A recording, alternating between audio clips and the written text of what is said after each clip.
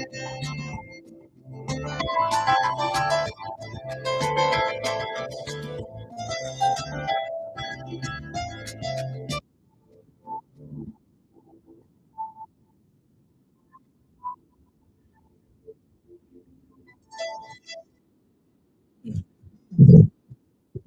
evening. I call the special meeting of the Ames City Council for September 3rd to order. I do know we have at least one council member that's on its way, so we'll have to shuffle consent to the latter part of the meeting. We'll go ahead and open that public forum. Is there anyone in the audience that wants to address council under public forum? Seeing none, we will close public forum and we'll move on to consent with the addition of our fourth council member. Anyone have any questions on or wants to pull any items on consent tonight? Hearing none, entertain a motion approving consent. Move consent. Second. Thank you. Roll call. Aye. Aye. Aye. Aye. Very good. We'll move on to number 3. Yes, Stephen L. Shanker Plaza status report. Keith. And Lloyd. And Mark. Good evening, Mayor and City Council. So, been a little while since we've come to you with an update. A lot of information in the packet that was distributed today. So, just want to kind of go through and just give you what's been happening thus far. So, and also for people at home.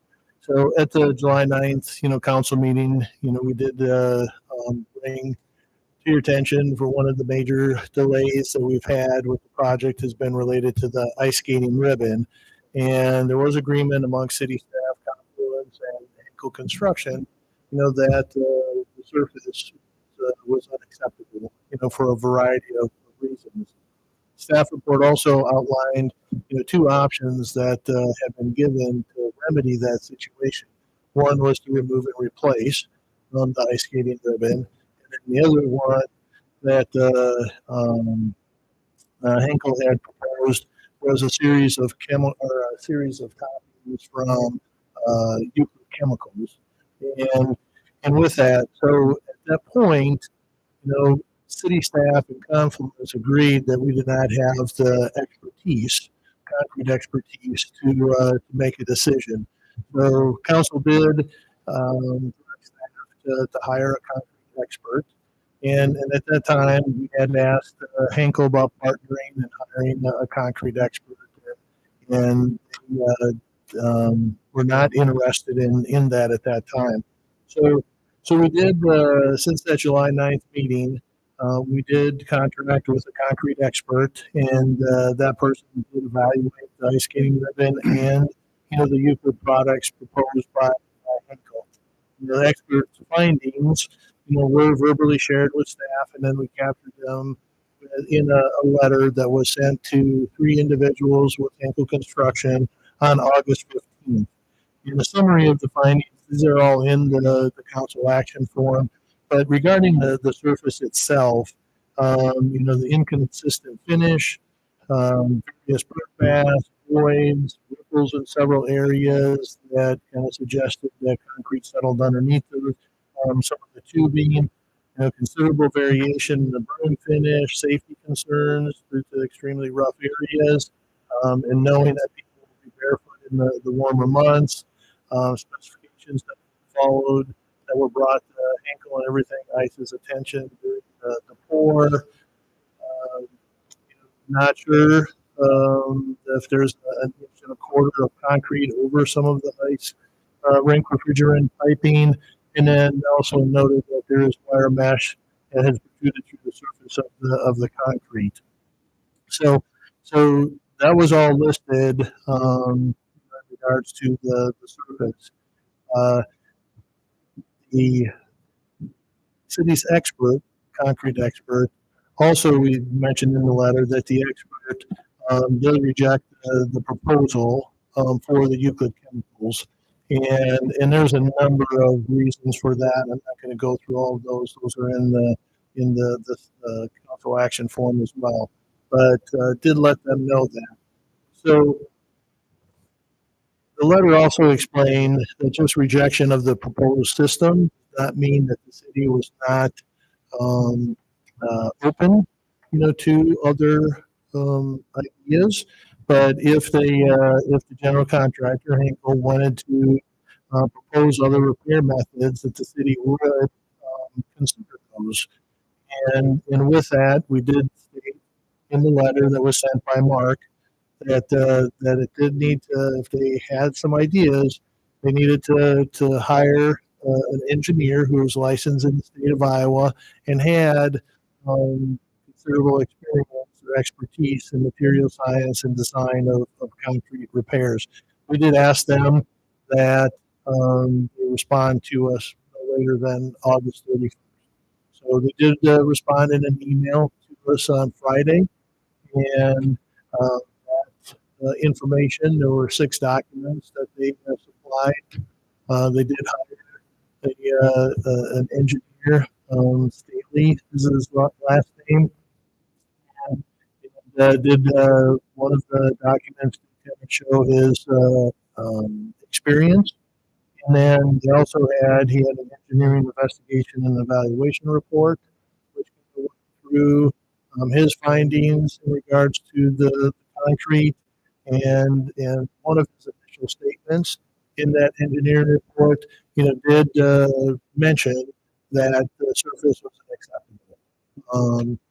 He did go into a lot of information, a lot of detail in regards to the rest of the concrete and so on.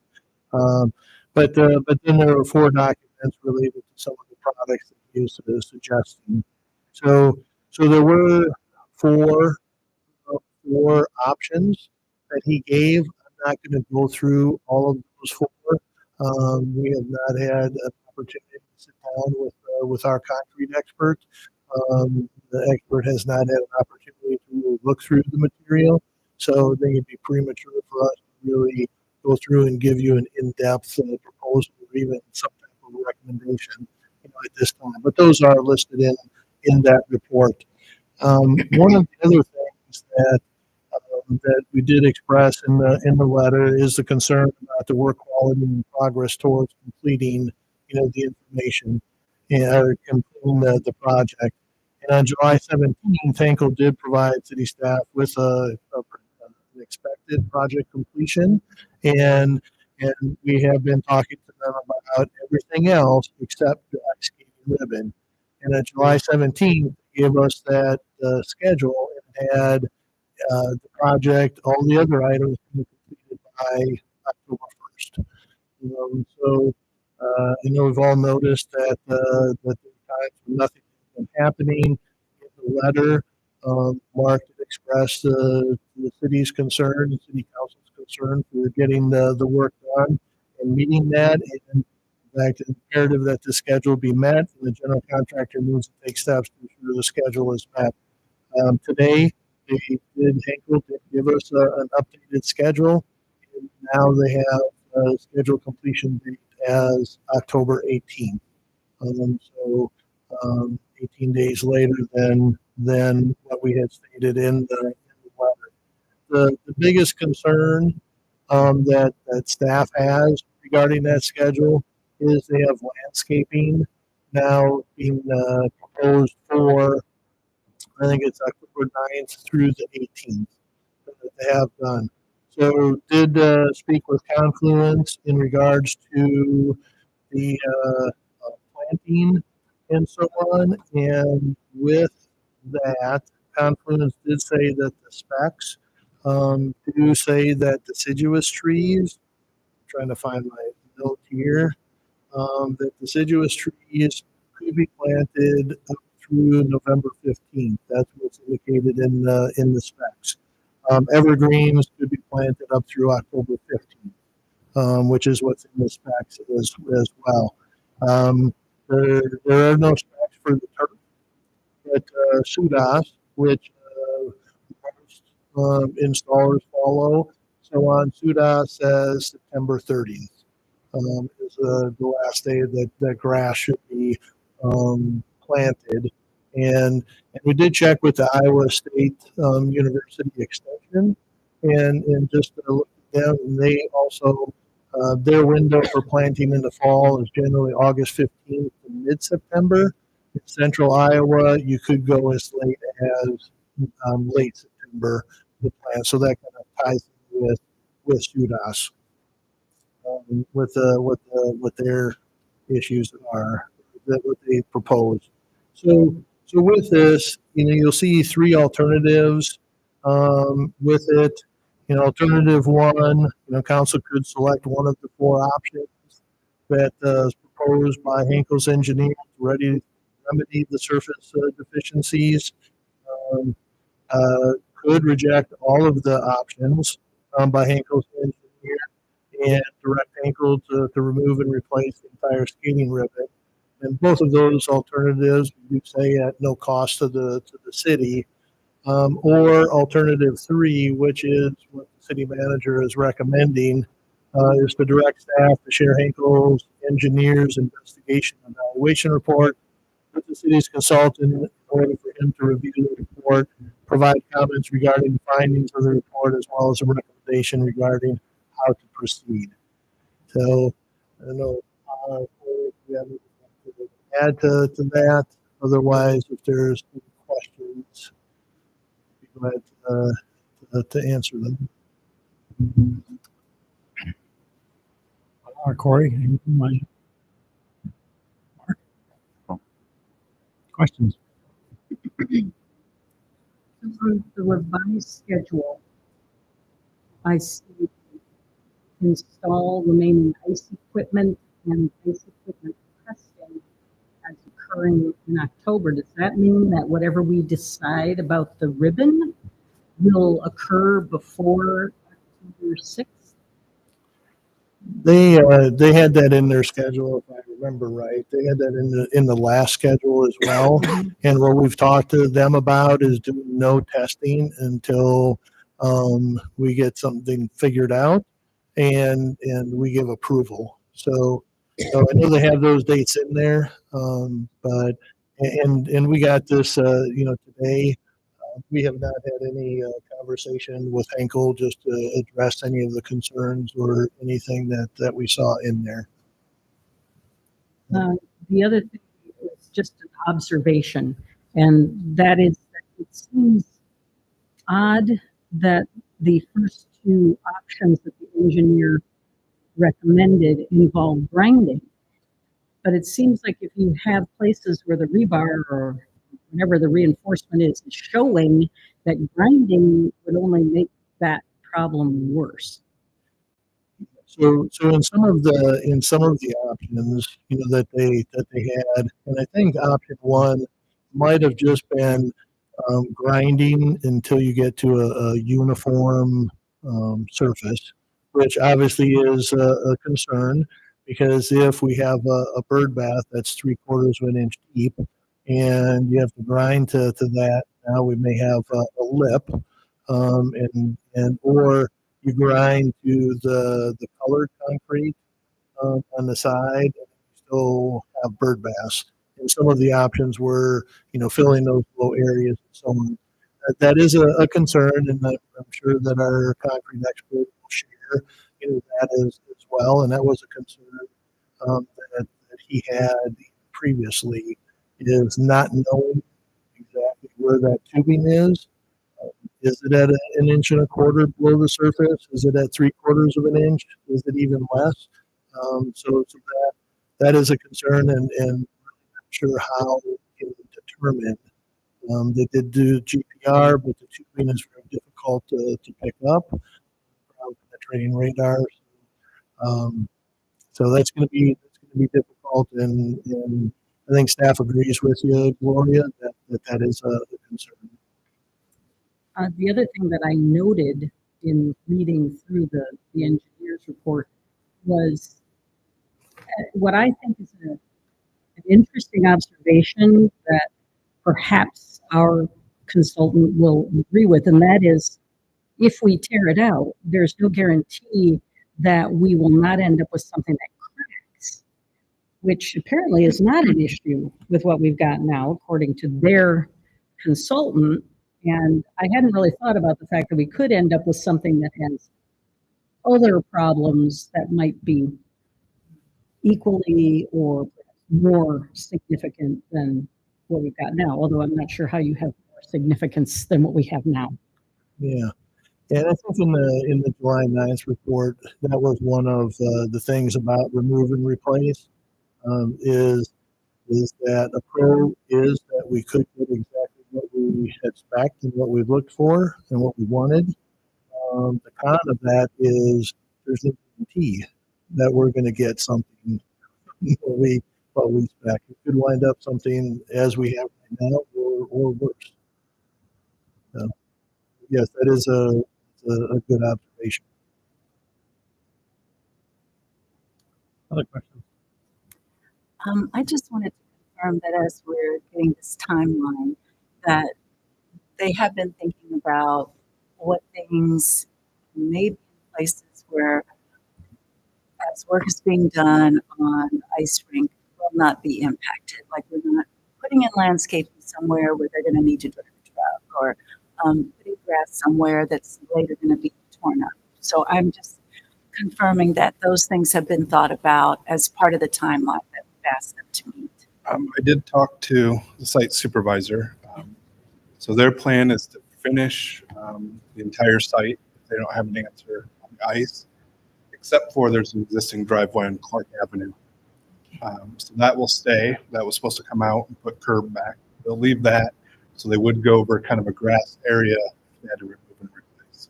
Obviously, they'd have to collect the grass, maybe some sidewalk in that area. That's where we had planned for the art piece to go. So it does make sense because then your stage, everything on the south, all your landscaping, it's just the grass, not landscaping. So they have thought about that and have a plan if we get to that point, but it won't impact the schedule.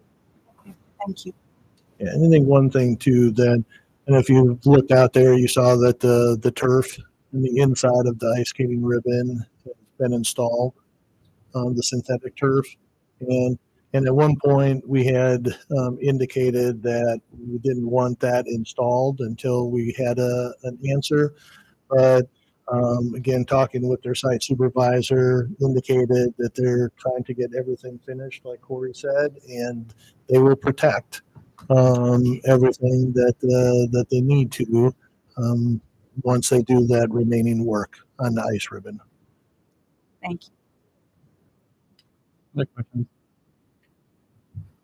Do we have any confirmation on whether they would be responsible for replacing anything that didn't survive the construction process, or whether we would be responsible because we're forcing them to complete the project on schedule?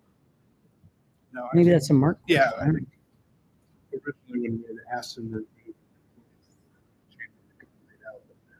responsible for everything associated with it. So we wanted to make sure that was clear. Yeah. If we get to that point, that they would sign that any damage, anything impacted by the. No. Okay. And one of the things most, from a planting standpoint, there's generally a year warranty on those items. So if they did plant on September 30th and the grass didn't survive, then it's on them to replace, to make it correct.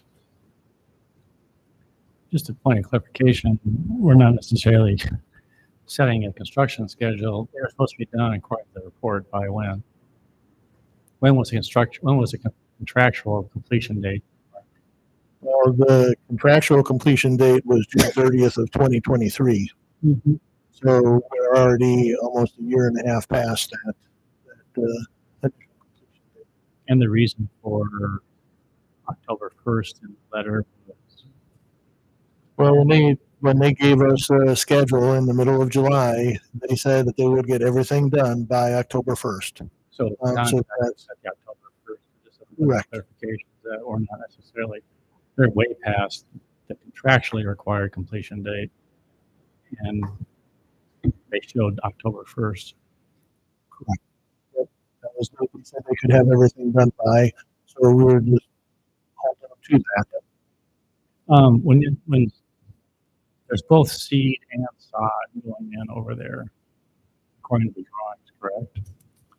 I think we have said just. If we can check that. I just talked to Confluence this afternoon and to Joshua Thompson, the park and facility superintendent, and they both thought that it was all seed. Okay. Um, I was just wondering if there was some sod going in some areas. If that was also limited by September 30th, or if that could go in later from the standpoint of not having to get established as much as seed. Yeah. So with that, because I asked that question as well, because if they missed the seeding date, could they do sod and would it survive?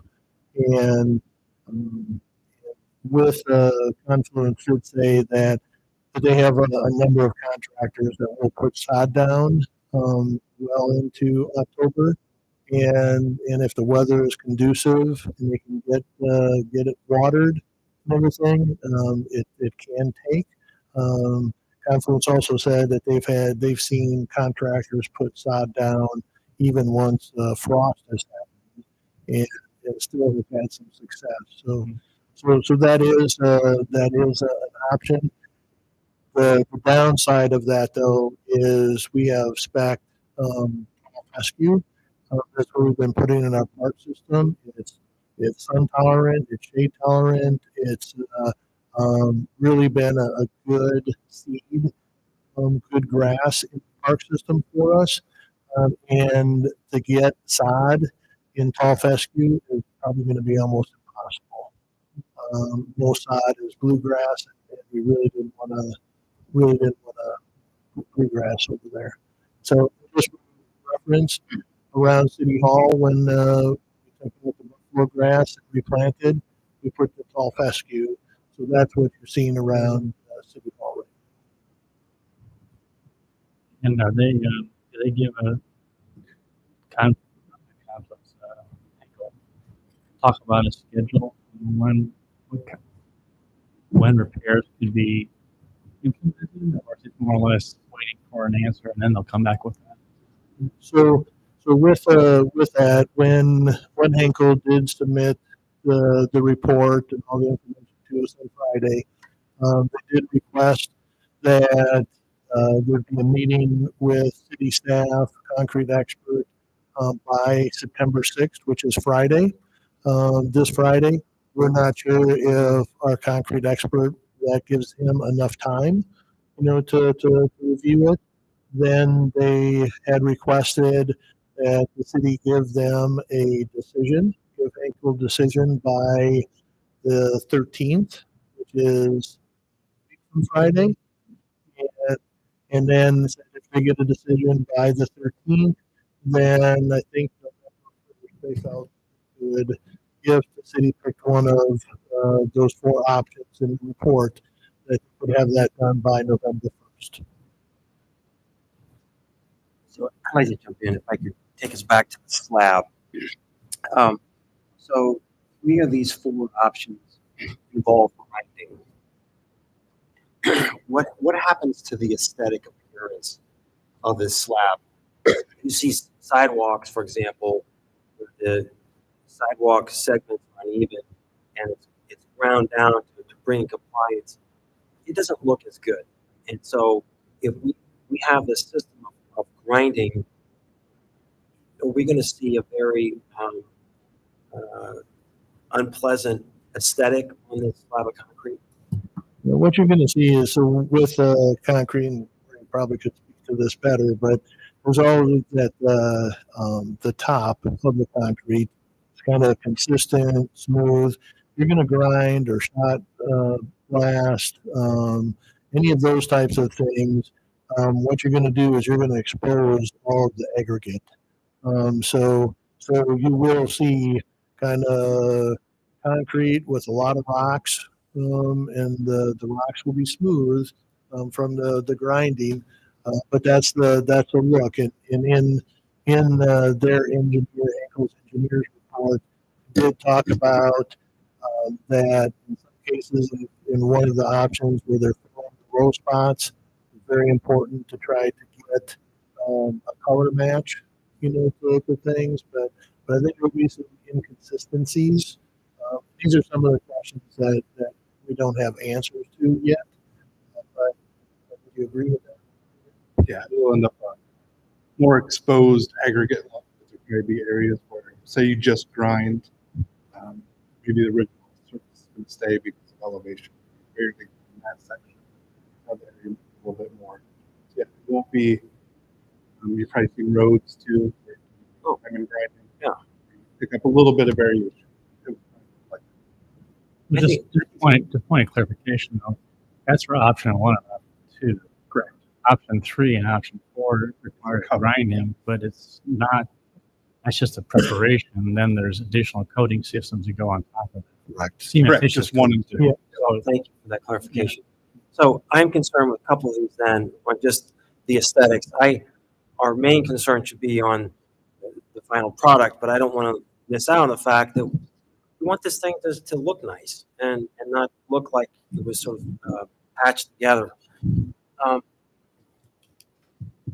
As I went through this material, I was trying to ask the question: does council need to have some kind of engineering background in order to make an informed decision about this? So in other words, if this was a hyper-technical analysis,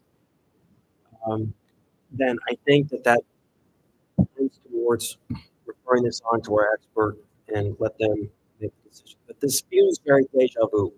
We were just here in a very similar type of situation. Let's send this to the expert. But in this case, and Keith, this report is so thorough. I mean, it would take a long time for you to go through and read all the deficiencies in this. And if people who are watching this, I encourage you to take a look at the staff report. And these are so serious. It just seems like this doesn't even pass the sniff test, that we should just go ahead and say, tear the concrete up and let's do this right. And I don't want to be in a situation where I'm afraid of a boogeyman that, well, it could be worse. We'll never do anything, right? We can't live in fear that a plan B will somehow be worse. I think we need to move forward and ask the contractor to do this the way the contract required. So Keith, help me understand your recommendation to send this back to the contractor when the deficiencies are so stark. I mean, it just doesn't seem like these proposals come anywhere near addressing structural issues that you've identified. Yeah. So in the Heckles expert in their report, they did talk that they feel that the concrete itself is sound, and they went through a whole description in a lot of detail describing why they felt that the concrete is sound, but knowing that the surface is unacceptable, and with that, so their proposals are to correct the surface, which Confluence, Henkel, city staff said the surface is what's acceptable. That's what we brought on July 9th. So I think at this point, again, we don't have that expertise. We have to look to our expert, the individual that we hired, for him to take a look at these and then come back and say they're not acceptable solutions. And maybe he says that removing replace is the best option. He may come back and say that, hey, one of these 4 options would work. And if you have some other things in place. Right now, if you read the report, we have questions, staff has questions about it. There's really no maintenance description as to what to do if any one of these 4 options are put in place. Is it going to be resistant? If we do 3 or 4, that option where you maybe do some grinding, but you put some additional cementitious product over the top. Is that going to last? We don't know the longevity of these products. So there's a number of questions that we don't know that hopefully our expert does, and they can provide guidance to us. And I think for just we did ask and we did give Henkel the opportunity to hire an engineer and come back with some options that the city would review. And I think we need to honor that review and give our expert an opportunity to look at these and give us his comments and recommendations. I appreciate all that. One of the things that we were looking at with what do we call the prior, Plan A's proposal? It was a sealant. What do we call that? No, it was a recover. It was that was the product, but you remember there was void, right, primer and recover and a curing, a sealer and a curing agent. There were a number of products that were going to be used, and that's right. And Henkel's expert in his report, does not recommend going with the Euclid chemical products because he said they've only been around maybe for 10 years. Euclid's been around for a long time, but what they're proposing, and he just doesn't have the experience, so that's why he wanted to go with products that he was more familiar with and has had a track record of success, in his words. And so that's one of the things I think we have to be cognizant too. Is any kind of warranty. We have a problem a year from now, 2 years from now. Are we going to be saying what were we thinking back in 2024? Mark, I have a question for you. And as you look at the list of defects, do you have any concerns whether Henkel has breached its contract with respect to providing a product conforming to the contract? Any concerns? In other words, is this a material breach, in your opinion? Have you had a chance to form that opinion, or an immaterial breach? I haven't given that a lot of thought. I think it's a breach. They didn't give us what we paid for. Right. So, but they have an obligation to give us what we paid for, and whether and we certainly through all this, we can always decide if the council wants to and decide to tell them to tear it out and replace it. We're at a situation, as Keith said, that we've sort of offered them to, like, hey, go hire an engineer, come up with some options for us, and we'll have our engineer look at it. So, we're into that process now. At the end of the day, if our engineer says none of these are going to work, we can still order them to tear it out and replace it. We could get into discussions of whether it's in our best interest to do that or just to accept one of the solutions offered if our engineer is okay with it. But I don't think there's any question, Tim, that they've breached the contract. We paid for a certain quality over there, and we had specifications. They didn't meet those specifications. And I'm going to be very differential. My posture is always to be differential to staff in these things, but it's pretty hard. The list of deficiencies identified. My final question: how much have we paid Henkel today, and what do we have left? They've certainly made some draws. Where are we? Did anyone know? Oh, not off the top of my head exactly, but when it came to the last payment, Henkel itemizes all the on their pay application. We withheld $180,000 payment on the ice. retainage, And how much is the retainage? 5%. So I don't know how much that is. Um, So, I mean, the reason why I'm asking this, May not be enough to cover the cost. that's exactly what I'm looking for. It's, And we paid because we paid progress reports before we saw the poll. So we paid progress reports. So they would got enough to cover the cost. so that's sort of what is going where I am, that if we can't reach consensus on a resolution here, we've already paid Henkel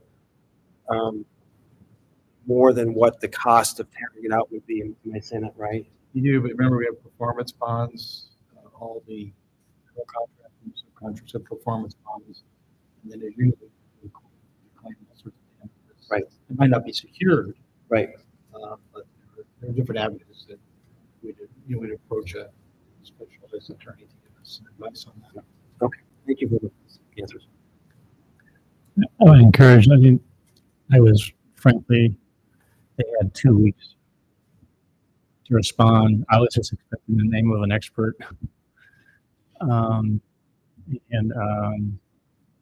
When they might get a report. And there's a 25, 30-page long report, which is extremely thorough, in my opinion. I thought it was actually, for a layperson to read it, yeah, I guess a little technical when we start talking about, the chemistry of the cement. And I wouldn't presume that Henkel would walk away if council decides to have it torn out and replaced. They may still do that. I think that they, in good faith, have really stepped up. I think there are 2 options they presented previously. They contacted a material supplier, and they contacted somebody else to try and find some kind of a solution. But now they went out, they hired an engineer, and did paid money to get a report, for 4 different options. And I don't think that they're necessarily thinking that all 4 options are acceptable. I just said here's some options to consider. I think it would be, Mark, to your point, I think it'd be in good faith to go ahead, refer this to the expert, our expert, get their opinion, and without putting words in anybody's mouth, the letter that we sent offered that option to come back. And so it has to be presumed that our expert may have thought there might have been some other options to be considered. Maybe they didn't. The point is, I think let's try and expedite that whole process, find out what it is, and council can make a decision. And there are a variety of products that are available. One was a garage coating system, which may or may not work. I did read through it, and there's some things that I think may have some potential for success, but that's the contract. That's our expert's responsibility. And I think everyone knows time's of the essence. We're trying to get it done, and frankly, I'm encouraged to hear that if we can get an answer fairly quickly, they're going to try and get it done by November 1st. So let's put it this way: there's been a lot of things have happened in the last week or 2, and I'm like pleased to see what is going on, across. Anyway, I just want to make sure we take a positive view of this as well too. This is more than we've had for like 6 or 7 months. So I think let's get this across the finish line. Wouldn't it have been nice if we got this report a number of months ago? Yeah. It would have, but we can't go back and change. No. We're at right now, and I'm encouraging everyone to think positive about people, and let's hope we get this thing done. But tonight, the question is, I think you said 3 options. One was referred, I think alternative 3 is referred to the expert. 2 is just go ahead and tell them to tear it out. Option 1 was Pick one of theirs. Pick one of the 4. Yeah, pick one of theirs, which that one, Tim, to your point, that's putting us into a situation of trying to become the deciding. That's why we hired initially concrete experts. It's option alternative 3. Alternate 3 is what you're proposing. Yeah. Other questions? Good questions. Good, all valid questions. I'm sure that the staff will have even more questions. Thank you for doing a short turnaround on this, and also getting the schedule as well too. It's starting to shape up. Do we have any challenges as a staff coordinating all of this on that schedule that has been suggested? I mean, I'm just trying to think about other projects you might have going or. There's always challenges with everything. But in this case, I think we have reached out to the concrete expert to see if he can review it and get some comments and so on. As soon as we get that information, we will set up a meeting with Henkel. I know this is a priority for City Council. It's a priority for staff. It's a priority for Henkel. It's a priority for everybody. We want to get this accomplished. So, are there challenges? Always, but it is a priority, and we'll do what we can to make things happen as quickly as we can. Council, we have a workshop scheduled for the 17th. It was going to be on a different topic, and if our concrete expert can review the materials and people can meet and talk. I talked to Steve today about this, and I'm thinking that it'd be better to go ahead and just slide on the 17th this item on the agenda for sure. Whether or not we have two items on the agenda, workshop is For sure, we haven't talked to her. no. I'm saying no. It's considering an that, option. but the point- Considering, we haven't done it yet. No, the point is that It's an the 13th isn't feasible, in my opinion, to meet as a council. I know that several of us are going to be out of town for 2 or 3 days going on a Pier City visit. So consequently, we can't even meet late next week. So the earliest I think would be the 17th in response to their 13th deadline. We'll have conversation with them and let them know some of those challenges of getting things together. In order to give them a decision by the 13th, we have to bring something next Tuesday, which I don't see that happening.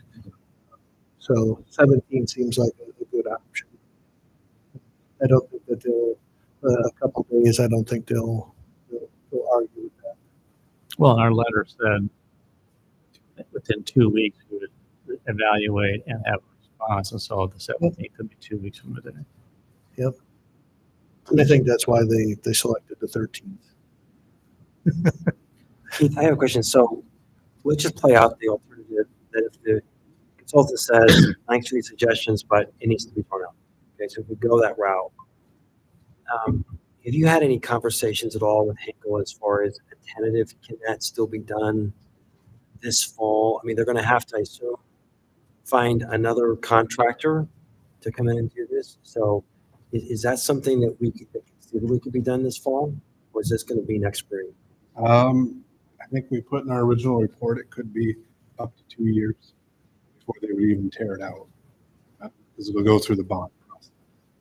So everything I will contest tearing it out, which means we would have to threaten Henkel to pull their bond, but they have a bond on everything ice. So go to the bond company, so they can't do anything to it until that's all resolved. It's going to be 1.5 to 3 years. That seems like a worst case scenario. It'll be months. It won't be done this. It won't be done. This year, But the earliest. the back and forth could be done over the winter months, and we could be pouring concrete in the spring. I think talking to Henkel, they were optimistic. They just went through a bond issue with Iowa State, and that took a year. So it seems hard when you have such clear deficiencies that it would take 1.5 to 3 years for that to work itself out. Okay, there's settlements, there's all sorts of things that happen, but it won't be done as quickly as you're saying. Right. Okay. We were thinking this fall, or even spring, I don't know. Yeah, it won't be Henkel just showing up and removing it. Yeah. Trying to replace it. It'll be going through kind of the legal process to get it replaced.